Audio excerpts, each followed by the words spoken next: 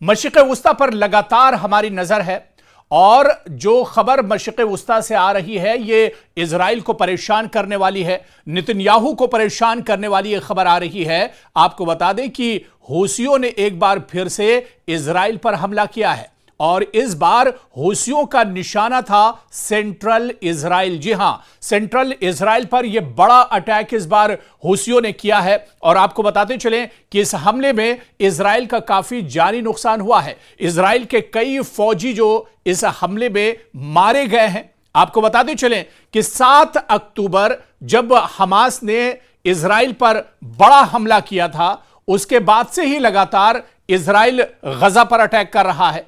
Israel को तकरीबन Nesto नाबूद कर दिया है इजराइल ने गजा को। और अब इजराइल की इस लड़ाई में, हमास और इजराइल की इस लड़ाई में जो सबसे बड़ा और जो सबसे अहम किरदार है वो हूसी फौजी हैं। जी हां, हूसी जो लड़ाका है वो लगातार इजराइल के लिए दर्द-ए-सर बने हुए हैं, नेतन्याहू के लिए दर्द-ए-सर बने हुए हैं। और आपको बताते चलें कि इजराइल पर हूसी फौजियों ने, हूसी लड़ाकों ने एक बार फिर अटैक किया है और इस बार इजरायली फौजी निशाना बने हैं हूसियों का। आपको बताते चलें कि हफ्ते में या यूं कहा जाए कि हर 2-4 दिन पर हूसी इजराइल को टारगेट करते हैं, इजरायली फौजियों को टारगेट करते हैं। इजराइल की जो इमारतें हैं, इजराइल के जो फौजी अड्डे हैं, इजराइल के जो ठिकाने हैं, उन्हें हूसी लगातार निशाना बना रहे हैं। और एक बार फिर से हूसियों ने सेंट्रल इजराइल को निशाना बनाया है। आपको बताते चलें कि तकरीबन 50 मिसाइल हूसी फौजियों की तरफ से दागी गई है, हूसी लड़ाकों की तरफ से कई ड्रोन अटैक किए गए हैं। और आपको बताते चलें कि जैसे ही हूसियों की तरफ से मिसाइल अटैक हुआ इजराइल पर, सेंट्रल इजराइल में सायरन बजने लगे और सायरन बजते ही जो यहूदी हैं, जो इजराइल के रहने वाले हैं, उनके हवास बाख्ता हो गए, डर गए। फिर से उनके मन में कहीं ना कहीं 7 अक्टूबर की वो तस्वीर उभर आई जब हमास ने बड़ा हमला किया था। 1200 यहूदी मारे गए थे इस हमले में, 240 यहूदियों का अगवा हमास ने किया था। और एक बार फिर से 7 अक्टूबर का जो डर था वो एक बार फिर से यहूदियों पर हावी हो गया, इजरायलियों पर एक बार फिर से 7 अक्टूबर वाला जो डर और खौफ था वो एक तरह से तारी हो गया।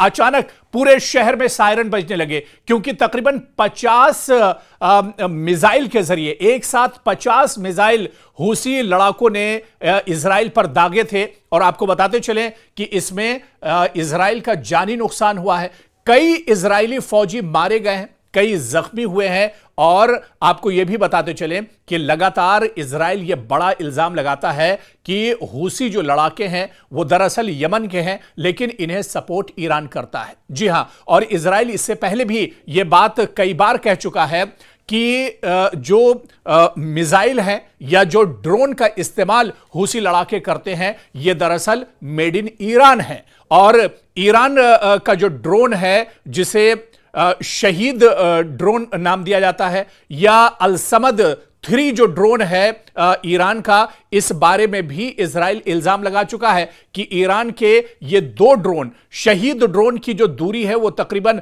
2000 किलोमीटर तय कर सकता है। अलसमद जो ड्रोन ईरान का है ये 1600 किलोमीटर की दूरी तय कर सकता है। और इजराइल बार बार इस बात को कहता है कि जो ड्रोन का इस्तेमाल हूसी लड़ाके कर रहे हैं दरअसल ये मेड इन ईरान है। और जो मिसाइल, आपको बताते चलें कि लेटेस्ट मिसाइल पिछले दिनों जिस तरह से तल अबीब में बिन गोरियन एयरबेस, जो इजराइल का बहुत इंपॉर्टेंट एयरबेस है, इस पर बैलिस्टिक मिसाइल से हूसी लड़ाकों ने अटैक किया था। बैलिस्टिक मिसाइल का इस्तेमाल हूसी लड़ाके कर रहे हैं। आपको बताते चले कि 7 अक्टूबर को जब हमास और इजराइल के दरमियान जंग शुरू हुई थी और उसके बाद यह तनाव और ज्यादा बढ़ा था और इस लड़ाई में बीच में फिलिस्तीनियों के हक में एक तरह से मैदान में निकलकर हूसी लड़ाके आए थे और हूसी लड़ाकों ने यह ऐलान किया था और इजराइल को एक तरह से यह बड़ा चैलेंज दिया था। और यह हूसी लड़ाकों ने कहा था कि रेड सी, जिसे बहरे अहमर भी कहा जाता है, कि अगर इजराइल अपनी नापाक हरकतों को नहीं छोड़ता है, इजराइल अगर गजा पर जंगबंदी नहीं करता है तो रेड सी के अंदर उसके जितने भी जहाज हैं, उसके जितने भी कंटेनर्स हैं, उन्हें एक तरह से हूसी निशाना बनाएगा। और आपको बताते चलें, कहीं ना कहीं इजराइल पर एक बहुत बड़ा दबाव है, इजराइल के लिए बहुत बड़ा दर्द-ए-सर है ये हूसी लड़ाके जो लगातार इजराइल पर हमले करते रहते हैं, इजराइल के फौजियों को निशाना बनाते रहते हैं। पिछले अगर सिर्फ 15 दिनों की बात की जाए तो 3-4 ऐसे मौके आए हैं जब हूसी लड़ाकों ने इजरायली फौजियों को निशाना बनाया है। चाहे बिन गुरियन एयरपोर्ट की बात की जाए, एयरबेस की बात की जाए, जहां पर बैलिस्टिक मिसाइल से अटैक किया था, कई इजरायली फौजी मारे गए थे, एयरपोर्ट को काफी ज्यादा नुकसान पहुंचा था। और इससे पहले भी बिन गुरियन एयरपोर्ट जो इजराइल का बहुत इंपॉर्टेंट एयरपोर्ट है, एयरबेस है, इस पर इससे पहले भी हूसी लड़ाके टारगेट करते रहे, निशाना बनाते रहे। और इससे पहले भी हूसी लड़ाकों ने पूरी दुनिया को एक तरह से अलर्ट किया था और चेताया था कि बिन गुरियन एयरपोर्ट पर आप अपने तैयारी या अपने जहाज ना भेजें क्योंकि वो उनके जद में आ सकते हैं। और उन्होंने कहा था कि बिन गुरियन जो एयरपोर्ट है इजराइल का, ये हूसियों के टारगेट पर है, हूसियों के जद में एक तरह से आता है। और इससे पहले भी कई बार बिन गुरियन एयरपोर्ट पर हूसी लड़ाके अटैक कर चुके हैं। तो इस वजह से उन्होंने कहा था कि दुनिया के दूसरे ममालिक अपने जहाज को इस रेंज में न भेजें। अगर एयर स्पेस में किसी दुनिया का कोई दूसरा जहाज आता है तो उस पर भी निशाना हो सकता है, वो भी टारगेट बन सकते हैं। इसी वजह से पूरी दुनिया को एक तरह से हूसी लड़ाके इससे पहले अलर्ट कर चुके हैं। लेकिन आप देखिए कि सेंट्रल इजराइल पर हमला करना इतना आसान नहीं है। एक तो जो डिफेंस सिस्टम है इजराइल का बहुत अहम माना जाता है, बहुत मजबूत माना जाता है। हालांकि 7 अक्टूबर को इजराइल के इस डिफेंस सिस्टम की भी पोल खुल गई थी जब हमास ने अचानक हमला किया था, अचानक ड्रोन और मिसाइल से हमले किए थे, रॉकेट जो है वो हमास की तरफ से दागे गए थे। और उस वक्त जो डिफेंस सिस्टम था इजराइल का, उसकी एक तरह से पोल खुल गई थी। तो एक बार फिर से जब, हालांकि इजराइल ये बात इस बार भी कह रहा है कि सेंट्रल इजराइल पर जो मिसाइल हमले किए गए हैं, जो ड्रोन हमले किए गए हैं, इन ज्यादातर मिसाइल्स को उसके डिफेंस सिस्टम ने एक तरह से रोक लिया है। लेकिन हूसियों का यह कहना है, और जो खबर आई है बाकायदा इजराइल ने भी इसकी तस्दीक की है कि इस मिसाइल अटैक में और ड्रोन हमले में इजराइल के कई फौजी मारे गए हैं, कई जख्मी हुए हैं। और आपको बताते चलें कि इस बात की तस्दीक खुद इजराइल ने भी की है, इजराइल के मीडिया ने इस बात की तस्दीक की है। यानी जो दावे इजराइल करता है अपने डिफेंस सिस्टम को लेकर, उन दावों में कहीं ना कहीं एक तरह से सच्चाई नहीं है। और कुल मिलाकर अब इजराइल जो है परेशानियों का शिकार है। और इजराइल बार बार दावे करता है कि हूसियों को तबाह कर देंगे, बर्बाद कर देंगे, नेस्तो नाबूद कर देंगे। लेकिन हूसी लड़ाके कहीं ना कहीं अपने मिशन में कामयाब हैं। और यही वजह है कि हूसी लगातार इजराइल को टारगेट कर रहे हैं।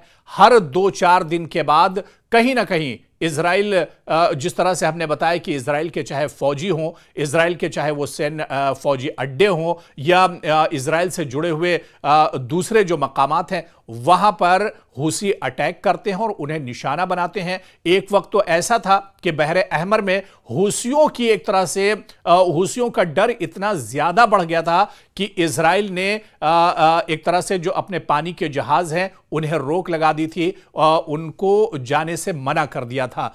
तो कहीं ना कहीं दबाव एक तरह से इजराइल पर बढ़ता जा रहा है। और ये हमले जो बार बार हो रहे हैं, इन हमलों को इजराइल नहीं रोक पा रहा है। ये बिल्कुल सच्चाई है कि बेबस नजर आ रहा है इजराइल।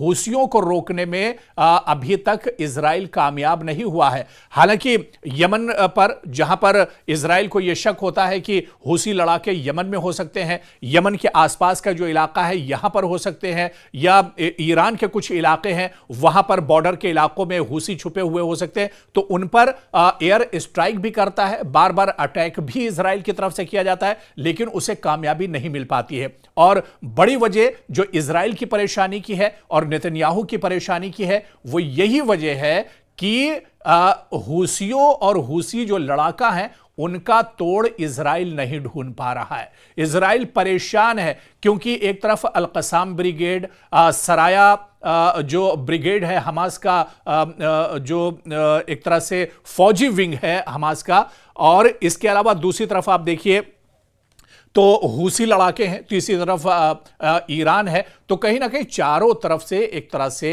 अब जो इजराइल है वो घिरता जा रहा है। और इससे पहले की भी जो स्टोरी हमने कवर की थी उसमें भी हमने आपको बताया था कि इजराइल दरअसल चारों तरफ से घिर चुका है। और इजराइल की परेशानी का सबसे बड़ा सबब यही है कि इजराइल अब रास्ता ढूंढ रहा है इस जंग से निकलने का, कि गजा में जो जंग इजराइल ने शुरू की थी आखिर वो अब कहां से निकले। क्योंकि गजा की जो लड़ाई थी वो सिर्फ गजा तक महदूद नहीं रही, बल्कि गजा की लड़ाई पूरे मशरिक़ वुस्ता में फैल चुकी है। गजा, उसके बाद यमन, उसके बाद आप आइए ईरान, और ये जो पूरा खित्ता है मशरिक़ वुस्ता का एक तरह से जंग में पूरे तौर से उलझ चुका है। और खास बात यह है, जिस तरह से 2 दिन पहले ही ईरान ने बड़ी धमकी अमेरिका को दी है और उसने कहा है कि वो अमेरिका की किसी भी तजवीज को मानने के लिए तैयार नहीं है। ऐसे में इजराइल की पेशानी पर शिकन और ज्यादा पड़ गई है, क्योंकि अमेरिका को दबाने का काम इजराइल, माफ कीजिएगा, ईरान को दबाने का काम इजराइल अमेरिका के जरिए से करना चाह रहा था, लेकिन दूसरी तरफ ईरान झुकने को तैयार नहीं है। ऐसे में कहीं ना कहीं परेशानी इजराइल की और ज्यादा बढ़ गई है। और इसके अलावा जो हूसी लड़ाके हैं ये दर्द-ए-सर बने हुए हैं इजराइल के लिए और बिन्यामिन नेतन्याहू के लिए। ऐसे में आने वाले दिनों में क्या रुख होगा इस लड़ाई का,